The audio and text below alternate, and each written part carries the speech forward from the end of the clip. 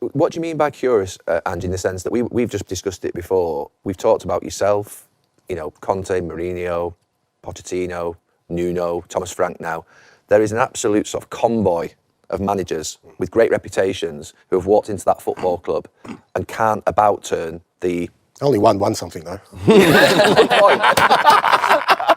Second season. But my point is that everybody's deemed to have failed in their positions. Yeah. Even you, what is that culture mentality?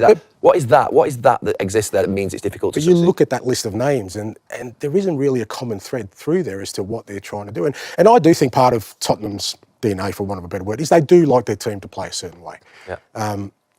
And I think it's fair to say with Maurizio, they were going down that path. Although, at the same time, I think people have been too dismissive of Harry's influence through that period. He's an unbelievable player. If I had Harry the last 2 years, that first year we finished 5th, I'm convinced we would have finished in Champions League spots. So even him leaving, you can't plug that hole. It's just impossible. Yeah. So when you look at those managers, and like I said, they've gone from Maurizio, who played a certain way and sort of, I think, fitted DNA. And then the big thing was, well, they haven't won anything. We need winners. So let's go for, Jose. Jose gets them to a cup final and they sack him the week before the cup. So you're going, if you're talking about winners, well, in a one-off game, I wouldn't mind Jose being my manager at my club, just for a one-off game. What happens beyond that is... And then, then it was Antonio, because again, he's another winner, and then Antonio goes and I sort of come in, they say, well, we want the football, With Antonio, we made Champions League, but we didn't have the football. So we want the football and you've got the football, even though my DNA is I'll win as well.